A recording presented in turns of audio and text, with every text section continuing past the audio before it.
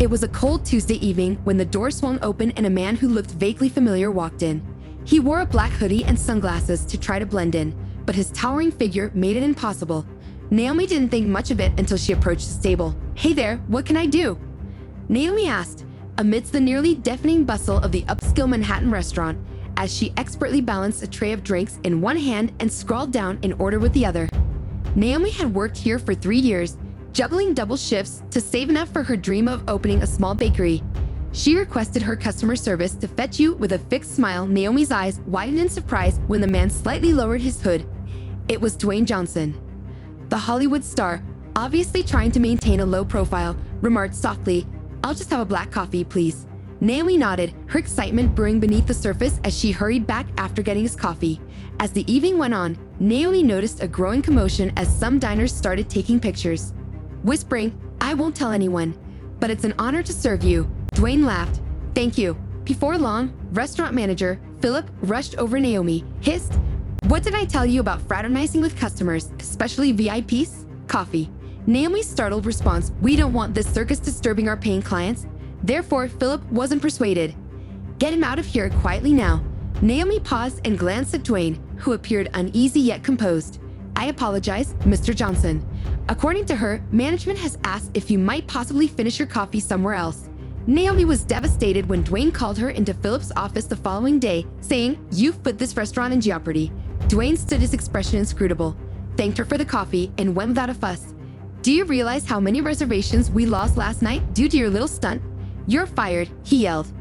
Even though Naomi's eyes were watering, she kept her head up and said, "I didn't do anything wrong. You and Philip are aware of it."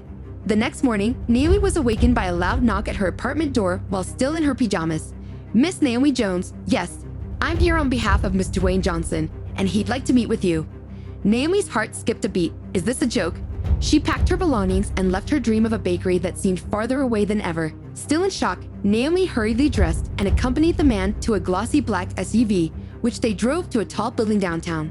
The man smiled, but not at all, and requested me to personally take you to his office. Naomi was shown to Dwayne's opulent office, sat idly drinking coffee, saying, "Come on in, Naomi," with warmth. She stammered, "And I heard what happened after I left the restaurant." Mr. Johnson started off seriously, saying, "You stood up for me even when it cost you your job. That type of integrity is uncommon." "I simply did what I felt was right," Naomi said, shaking her head. Dwayne grinned and said, "That's why I want to help you." He pointed to a folder on the table, which contained a business proposal. "I heard about your desire to open a bakery, and I want to make it happen. Think of this as an investment in someone you believe in." Naomi's mouth fell open. "You're serious? Really serious?" Dwayne stated, "I've already found a great place for you. All you have to do is say yes." Naomi nodded yes 1,000 times, her eyes welling with tears. Naomi's life changed forever when she stood outside her brand new bakery a few weeks later. The sign above read Naomi's Sweet Escape in elegant gold lettering, and the grand opening was a huge success, with a queue of customers stretching around the block. True to his word, Dwayne showed up to cut the ribbon and take pictures with Naomi. Her story inspired countless others, and as she stood behind the counter serving her famous cinnamon rolls, Naomi couldn't help but think that sometimes doing their does yield results. When Naomi's bakery opened, the excitement was palpable, with customers lining up for her signature pastries. However, as her dream came true, shadows from her past threatened to destroy everything she had worked so hard to achieve. One late evening, as Naomi was cleaning the bakery, a black SUV pulled up outside. Its tinted windows and menacing gifts made her uneasy. The door opened, and Philip, her former manager, sneered as he entered, saying, "Look who's suddenly living the high life." "What are you doing here, Naomi?" She froze. "Philip, after you've humiliated me and damaged the restaurant's reputation, I'm only here to see how far you've come," he remarked. "Did you really think you'd get away with making me look bad?" He said in a mocking tone. "I didn't do anything to you. You fired me for defending someone. Had I moved on, so should you." Naomi inhaled deeply, her hands shaking. Before Naomi could reply, two men with large frames blocked the doorway entered the bakery behind Philip. Their air of menace made Naomi's heart race. "What do you want?" she asked, her voice steady despite the fear creeping in. Philip leaned in his tone low and threatened a small compensation because, after all, you wouldn't be here without me, right? How about 50% off fare? But go now, friend, you're at the wrong place. To save face, Philip sneered, "This has nothing to do with you, Johnson. Stay out of it." Dwayne moved closer, looming over Philip, "And it was all related to me. I'm protecting Naomi, and if you try to harm her..." You'll be harming me, which I assure you you don't want." When Philip realized that things were getting out of control, his confidence collapsed.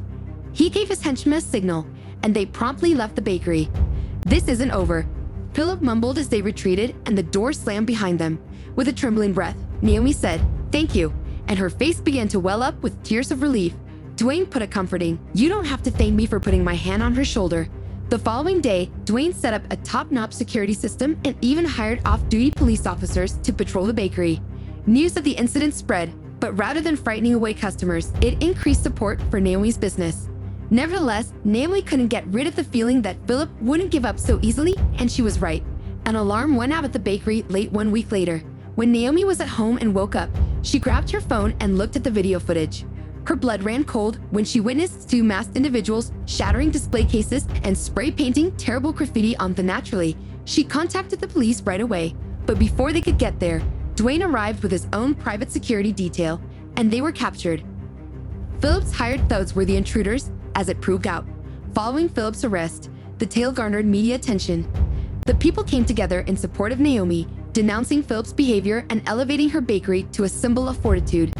As Naomi stood outside her bakery one evening and observed the throng of devoted patrons, her resolve only strengthened as her business flourished like never before. Naomi experienced a sensation of triumph that she had never experienced before. Dwayne asked as he approached her, and Naomi's smile was more than adequate. As Naomi's journey demonstrates sticking up for what's right, I'm prepared for whatever comes next might result in amazing benefits and unforeseen obstacles. Tell us in the comments below if you would have risked your career to help someone in need if you were in Naomi's position.